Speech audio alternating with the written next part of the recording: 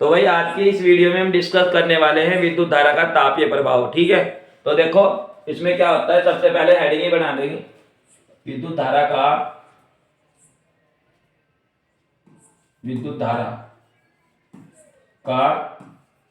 तापीय प्रभाव। ठीक है, का तापीय प्रभाव।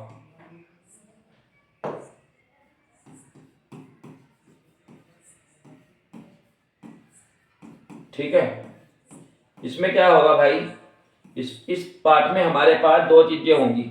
एक तो होगा हमारे पास विद्युत ऊर्जा। तो विद्युत ऊर्जा क्या होता है, इसको भी पहले समझते हैं भैया। विद्युत ऊर्जा क्या होता है ना। तो विद्युत ऊर्जा जो होता है इलेक्ट्रिक, है ना, इलेक्ट्रिक एनर्जी। आप इसको इंग्लिश में भी लिखना चाहो तो लिख सकते हो, इलेक्ट्रिक एनर्जी। ठीक है बच्चों, आपने देखा होगा जब हमारे पास कोई जो वोल्टेज होता है एक सिरे से दूसरे सिरे पर इसको ले जाने के लिए जो भी कार्य होता है उसी को हम विद्युत ऊर्जा कहते हैं। बताओ बात समझ में आ रही है नहीं आ रही। मतलब एक सिरे से दूसरे सिरे पर आप वोल्टेज के जो भी मान को लेके जाओगे या आवेश की जो भी मात्रा आपके पास होगी उसी को हम यहाँ पर विद्युत ऊर्जा कहते हैं, है ना। सर मान लीजिए आपके पास कोई तार है। ठीक है, ये मान लीजिए आपके पास कोई तार है, बहुत ध्यान से समझेंगे सब। ये मेरे पास कोई तार है और इस तार का ये ए सिरा है और इस तार का ये बी सिरा है। ठीक है, मान लीजिए हमारे पास इसमें आई धारा बह रही है। ठीक है, इसमें आई धारा बह रही है, मतलब जो करंट है सर वो कितना है, आई है। अब इसमें जब आई धारा प्रवाहित होगी तो क्या होगा मेरे भाई, एक होगा इसमें आवेश क्यू, या आप ऐसा कह सकते हो कि इसके सिरों पे जो वोल्टेज है वो है वी या वी ए और इसके सिरों पे वोल्टेज होगा वी बी। ठीक है, अब जब आप इसे इस सिरे से लेके इस सिरे पे ले जाओगे ना, इसको वोल्टेज को, इसे वोल्टेज कह लो, विभवांतर कह लो, एक ही बात है। तो जब आप इसे वहां से यहाँ इधर लेके जाओगे तो बेटा कोई ना कोई काम भी तो करना पड़ेगा, और जब कोई ना कोई काम करना पड़ेगा तो उसी काम को तो हम विद्युत ऊर्जा कह रहे। बताओ बात समझ में आ रही कि नहीं आ रही।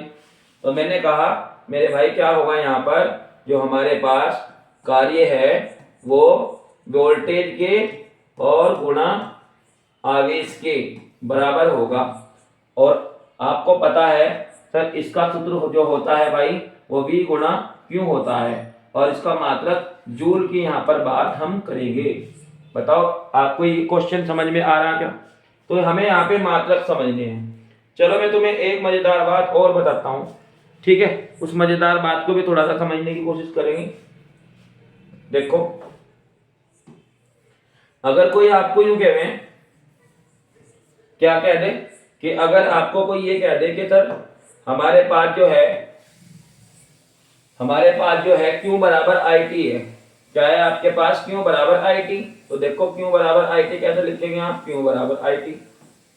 याद करो वो दिन जब आपने कक्षा 9 में क्यू बराबर आई टी पढ़ा था, या इससे पहले ही चैप्टर में भाई आपने क्यू बराबर आई टी पढ़ा था। ये क्यू क्या है, ये आवेश है।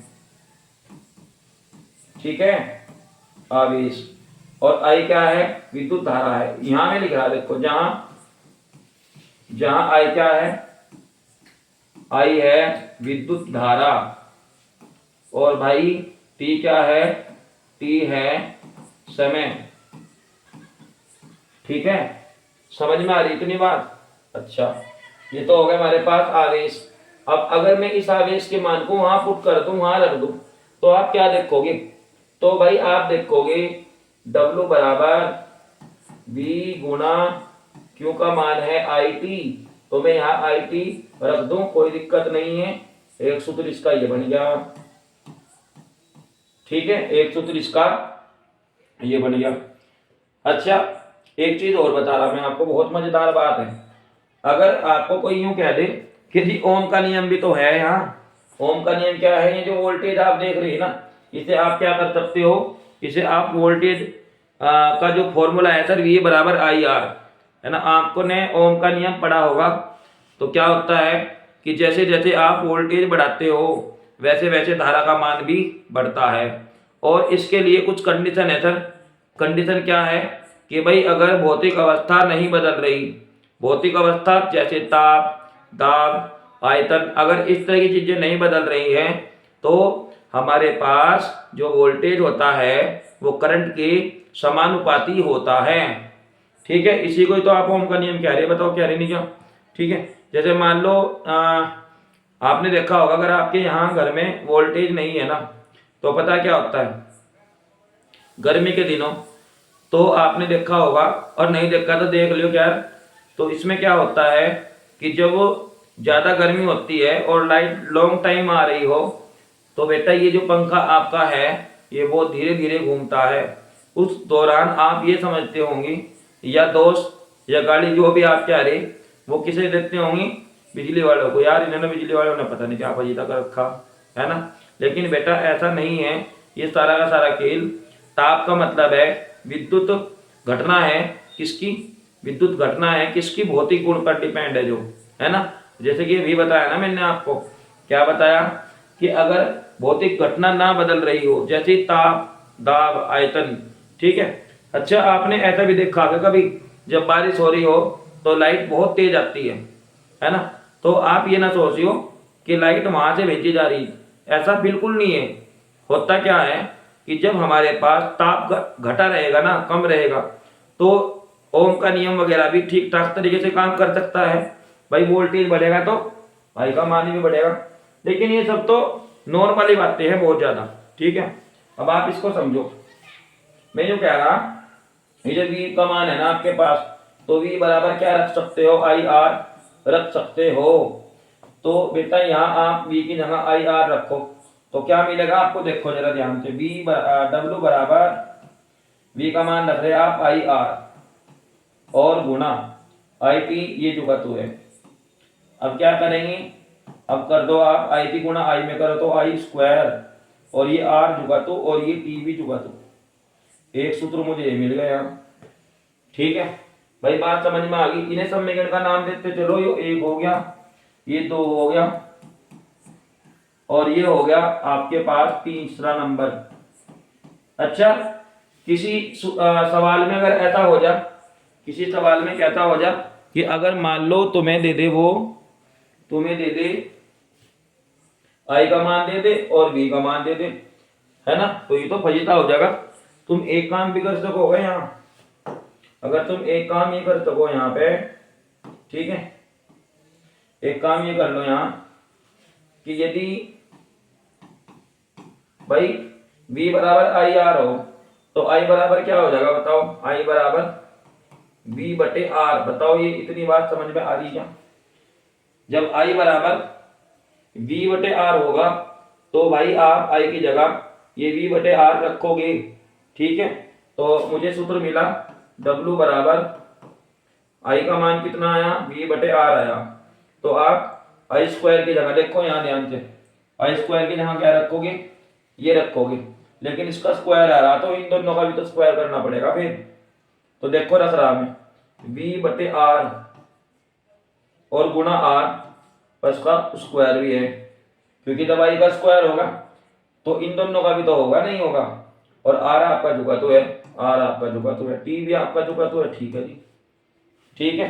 अब आप क्या करोगे, बहुत नॉर्मल है, W बराबर V स्क्वायर बटे आर स्क्वायर, ठीक है, और गुणा ऊपर भी क्या है आर टी, एक आर से एक आर कैंसिल हो गए यहाँ पे, तो हमें मिला W बराबर V स्क्वायर बटे आर और ऊपर टी आपका जू का तो रहेगा, इसे बिल्कुल नहीं छेड़ना, यहाँ मात्रा भी लिख दिया मैंने जूल, ठीक है। तो बताओ आपको ये सारे के सारे चीजें समझ में आ गई क्या? तो मैंने कहा भाई आपके पास जो विद्युत ऊर्जा का जो सूत्र है ना, एक बार में फिर रिपीट कर रहा, जरा ध्यान से समझेंगे। विद्युत ऊर्जा का मतलब होता है कि एक सिरे से दूसरे सिरे पर ले जाने के लिए जो भी हमें यहाँ पे काम करना पड़ रहा, वर्क करना पड़ रहा, ठीक है, कोई काम मिल रहा, जो भी आप समझते होंगे वो करना पड़ रहा, तो क्या होगा, W बराबर V क्यू, ठीक है। तो एक समीकरण मैंने इसको बना लिया, लेकिन मुझे पता था इससे पहले वाले पार्ट में हमने पढ़ लिया, क्या पढ़ा, आवेश जो होता है, आवेश क्यों बराबर आई टी ये होता है। तो W बराबर हमें मिल रहा है यहाँ W बराबर वी आई टी। तो इस क्यों की जगह देखो, इस क्यों की जगह मैंने यहाँ ये क्या कर दिया, आई टी कर दिया। ठीक है, ये हो गया हमारे पास विद्युत धारा, यहाँ धारा भी लिख लो, विद्युत धारा। तो ये विद्युत धारा होगी आपके पास। ठीक है, आई क्या होगी, विद्युत धारा होगी। ठीक है, और टी क्या हो गया भाई, समय हो गया। बताओ इतनी बात आपको समझ में आ रही है क्या? ठीक है, इसके बाद हमने क्या कर दिया, हमें पता था ओम का नियम, और ओम का नियम ये क्या है कि अगर वोल्टेज का मान बढ़ाओगे तो धारा का मान भी बढ़ेगा। ठीक है, तो मैंने वी की जगह क्या रखा, आई आर रखा, तो आई आर और इंटू आई टी, एक आई ये क्या हो गया, आई स्क्वायर और आर टी जुगा तू। ठीक, पर फिर हमें पता चला कि अगर मान लो बहुत से सवाल में उसने आई का मान तो दिया नहीं, वी का और आर का दे दिया, तो फिर उस केस में क्या करोगे आप बताओ। तो मैंने तुम्हें कहा कि यदि आई बराबर वी बटे आर हो तो आप इस आई की जगह ये वी बटे आर रख सकते हो। बताओ, तो डब्लू जुका तो है और आई की जगह क्या रख लिया भाई आपने, वी बटे आर रख लिया और उसको कर लिया स्क्वायर, और आर आपका जुगा तो है, टी भी आपका जुगा तो है। फिर आपने वी का स्क्वायर कर दिया और बटे में है आर का स्क्वायर, तो आर के स्क्वायर से आर कैंसिल कर दिया, तो वी स्क्वायर बटे आर और यहाँ बनेगा टी, टी ये जुगा तो है, तो ये बन गया हमारे पास। ठीक है, विद्युत ऊर्जा के तीन सूत्र, एक ये वाला सूत्र है और एक ये वाला सूत्र है और एक ये वाला सूत्र है और एक आपका ये वाला सूत्र है। ठीक है, तो ये था हमारे पास में। ठीक है, ये एग्जाम में बहुत ज़्यादा क्वेश्चन पूछे जाते हैं और इनके ऊपर सवाल भी पूछा जाता है। ठीक है, तो अगर आप यूपी बोर्ड की तैयारी कर रहे हो, है ना, और विज्ञान को आप पढ़ना चाहते हो एकदम डीप तरीके से, शुरू से सीखना चाहते हो, तो मुझे कमेंट सेक्शन में ज़रूर बताओ, और ये वीडियो आपको कैसा लगा इसके बारे में भी अपनी राय ज़रूर दो। ठीक है, तो वीडियो देखने के लिए आपका बहुत बहुत धन्यवाद।